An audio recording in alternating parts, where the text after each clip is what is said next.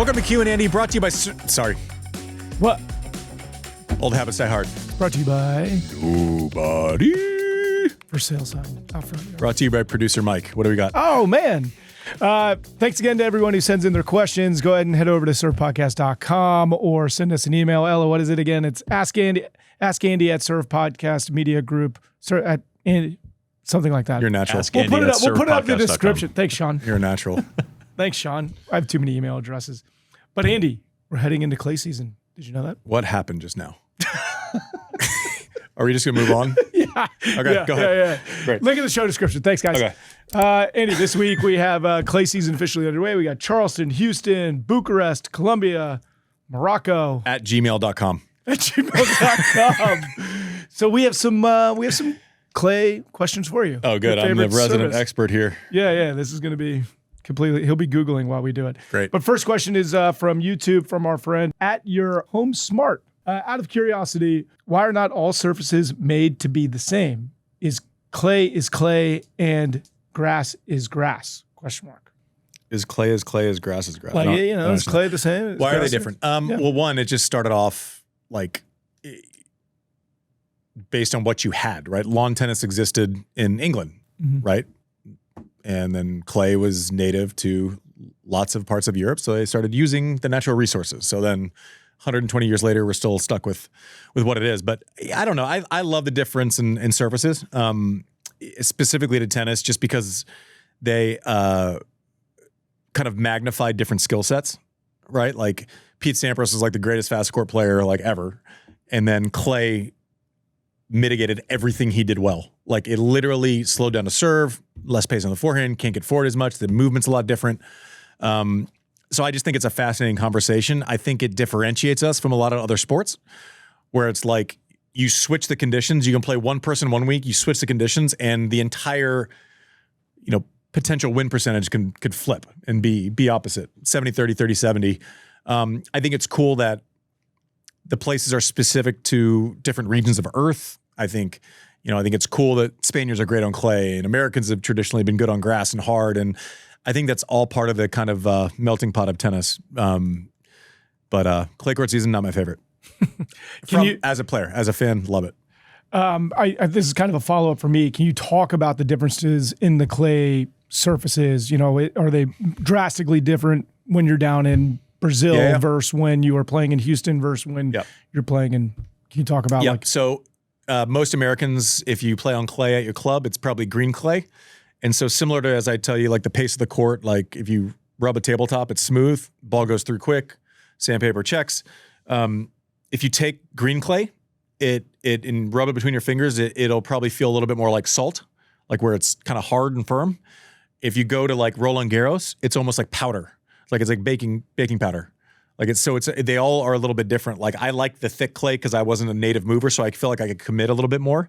Whereas like, the European clay can really like expose movement because you have to be so precise and light and like flow. And I was not no ideal. I was not flow state. But yeah, there are differences, similar to, you have not quite as extreme, but Indian Wells hardcourt play is completely different than like Miami hardcourt. Different places, countries, regions, tournaments. The clay feels different. Agassi remains the last American to win a clay court ATP Masters 1000 title until Ben Shelton reached Munich in April of last year. Agassi's Rome run was the last time an American reached a clay final above an ATP 250. Do you think that rarity of clay court, and this is a question from Sylvia, do you think that rarity of clay courts in the U.S. might be hurting the prospects of American male players? Yeah, I hear that all the time. And I don't disagree with it. I think there's like multiple factors. One, like clay is rare. It's not the default surface in the States. Like warmer climates, there's more clay, right? You go to Florida and there's way more clay. But I always heard that. I was like, we have to do something to make our players better on clay all the time. We need to play year round on clay. I'm like, I don't know, there's 3 Grand Slams on hardened grass. Like, are we going to commit time and resources to like addressing the worst of it and still have to go through Rafa? It doesn't seem smart, right? If you get like a pie chart of time committed, I don't know.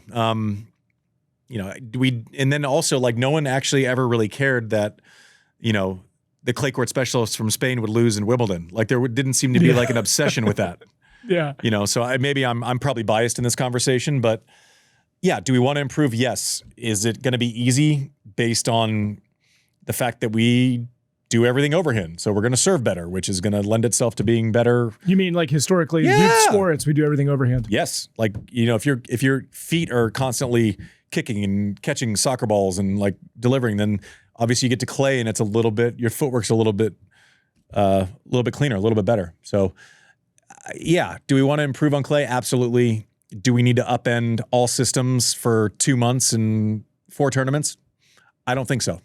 I mean, an American woman's the reigning French Open champion, right? Correct. So she figured it out. She did. She's also a lot of time in Florida where there's clay. Oh, look at that. Yeah. So Joel actually sent us an email asking a question, which I think ties into what we just said about Shelton. What aspects of Shelton's game translate well to clay and grass? And what does he need to improve on or change to be more of a contender on those surfaces? I mean, that serve translates anywhere. You could potato patch. You could serve, like when you can serve 140 and then kick it over someone's head both ways. That tends to work. His ball flight on his forehand naturally has a lot of spin on it. I think as the surfaces have become kind of more mono surface, I think the entire thing is like, can Ben beat me today with his backhand? Which is tough because there's only so many people that can neutralize the serve. On clay, people have more time to find space over there, right? Whereas like if his serve comes even quicker, you don't have time to take a full swing and redirect. So I think clay is just going to be the toughest surface for him. Grass, he played really well last year at Wimbledon. He doesn't have to play center. He's looking at a semi or final potentially. In our show this week, this is just me following up on our show this week. You had talked about, kind of Fritz maybe, he's due to injury, stepping out of the Rolex Masters. Do you think he's at this point of his career, unlike maybe like a Shelton, where like he should focus on the other surfaces more just to maintain health? If you're hurt, yeah. I mean, if he's healthy and he wants to go play, I mean, like, listen, I've given Taylor a lot of credit on the show for being just a workhorse. He shows up every week, and unlike a lot of people who show up every week, he competes every week. Like the guy's an uber professional. But also, if you have a lingering knee issue, you take the time during the parts of the year where you're probably going to be the least successful. Like, is it smart to play through at Indian Wells or Miami? Yeah, probably. Your likelihood of playing through that there and getting a result, it didn't work out for him because there's no script in tennis. But yeah, I mean, if I had something bothering me, I was more likely to try to heal it during the part of the season that was the biggest struggle for me, not only style-wise, but physically on a knee. If you're not a natural mover, you can put more stress on the body that way. I think if Taylor's hurt, this is like a no-brainer for him to take off this part of the year. Since Stan won the U.S. Open to close out 2016, only 2 men have won a slam besides the big 3, or Jannik and Carlos. That'd be Thiem in 2020, the U.S. Open, and Medi 2021 U.S. Open. So Hannah asked, if Carlos, Jannik, and Novak were out of the picture, who would be your winning predictions for men's slams? And I think we should just keep this just to the French Open because we might have this question again soon. But who would be your prediction if at the French Open? Yeah. I love answering questions about the French Open. We haven't played a tournament on clay yet. That's my favorite. Zverev.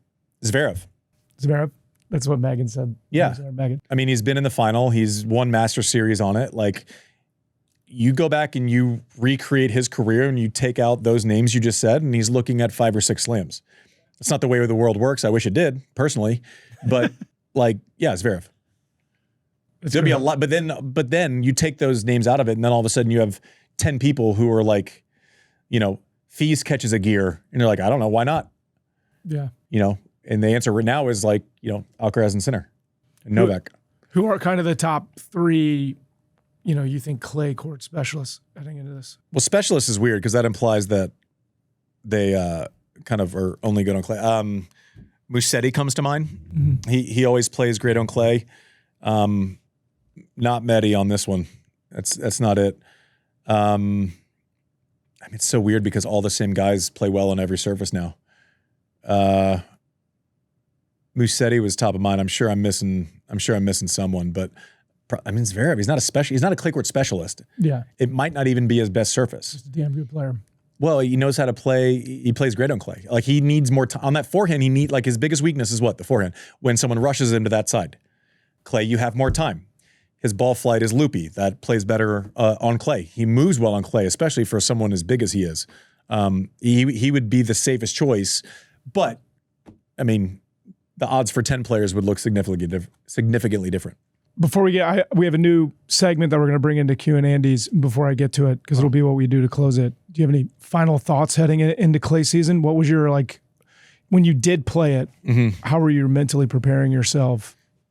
A non-negotiable is you have to, like, the fitness level on clay, longer points, whereas, like, Wimbledon, you want to train to where you are quick twitch, strong, fast bursts, and that's not the what you need to be on clay, but every point is going to be, you know, if you average out the points, are they 10% longer, 20% longer? You have to be prepared for that. Like, you're not going to be able to be short on endurance and good on clay. You have to kind of get into the mentality where you have to force yourself to be a little bit more patient. That was hard for me. Like, it was a physical test. It was a mental test. You know, different temperatures. Like, you go over to Europe and one day you're going to be at 40 and the next day you're going to be at 75. Like, you kind of have to be ready for a totally different style than you've seen in, like, Indian Wells and Miami. Megan had a good question before we get to the last thing. She had asked, you know, would a player construct a point differently, you know, than other surfaces on clay? Yeah. Height is your friend. Like, you can't just bully the ball through the middle of the court flat, right? If it's not getting on you with pace quickly, like grass, you come in on a great chip, it's going to work. Clay, you come in on a great chip, someone's probably there sliding and can create spin. So you absolutely construct almost every point differently on clay. Like, you know, you look at Rafa, why was he good on clay? Because the ball's up out of the zone and he has time. When he has time, he rips it bigger with more spin than anyone in history. Like, that's not a coincidence. You know, whereas, like, a fast hard court or a grass court, which he also won on, but you feel like you can get through the court on a first serve. You can play the points quickly. You can rush him on those other surfaces. It's so hard to rush someone like that on clay, which is just, like, brutal to think about. All right, so this last segment, Ella gets a lot of questions from people. She gets a lot of emails from people at askandy@surfpodcast.com. Did I get that right, Sean? But so in this spreadsheet of all the questions that we have, there are some random ones. Okay. And so we're going to close out every show from now on with a random question for Andy. Great. And so this one is, which ATP player would you least want to fight? And why is it Karen Khachanov? That's funny. That's from our friend Matt. Thanks, Matt. Back in my day, like, you know who had an absolute barrel chest? Like, I didn't want it was Tsonga. Oh, yeah? Don't want that. I mean, Shelton's pretty big. So what we don't know is, like, we don't know who can actually fight. Yeah. What are the parameters, right? Like, it's somebody jacked, like, you don't know. Somebody 7 feet tall, like, maybe not. Why is it Khachanov? That's a good choice. I mean, I'm looking at the names. Like, I'm not Ooh, you know who's got a stocky body who can get you from low? Who? Who's kind of a psycho? Who? Davidovich Fokina. He's not and tall, but he's got calves like bowling balls. He's got a sturdy base. I like that one. And he's a psycho. I like that one. That's my sneaky one. I don't hate the Khachanov pick, though, at all. Can Jerome get those quads going for him? I don't know. I'm just gonna say this. I'd fight a lot of the guys in the top 100. Like, I'm looking at a lot of these names and, like, I don't know if maybe I get knocked out, but, like, I think I can at least inflict damage on some of these. Yeah, are we talking like MMA or like boxing? We're probably talking like not a street fight, right? There has to be some rules. Oh, well, then there has to be some kind of structure, right? Oh, well, then I feel way less confident. Oh, really? Oh, yeah. I want to tumble. You want it to be a street fight? Yeah, I'll hit you in the nuts. Like, I want no holds. I want just, we're both in a room. There's nothing to use. You can't like grab things. Like, yeah. I just want a clean room fight, and we clean room fight. We dance with who we brought. You know, that's it. we started panic rooms and now we're going to start fight clubs. Yeah, I would. I mean, Fees is built pretty. He's Stan's still in the top 100. Stan could take it. He's got a barrel. I wouldn't want to fight him. No. He's kind of mean too sometimes. Like, is it? I wouldn't want to see fight that. him. I wouldn't want to fight him. I mean, the dude's cracking beers with Tyler after he finishes it. He's. It seems like he's more relaxed now that he knows he's going to retire. Which is scary. Is the way that I'll put it. But but I'd fight. I'd jump in. Okay. Yeah. All right. I'd get in there. Right. Thank you, Matt. Yeah. That was a really constructive conversation. Yeah, thank you. We'll keep that going. That was a great one. That was it. That's all we got. Great. Thank you for watching Q&Andy. Add to your comments, who could you beat in a fight?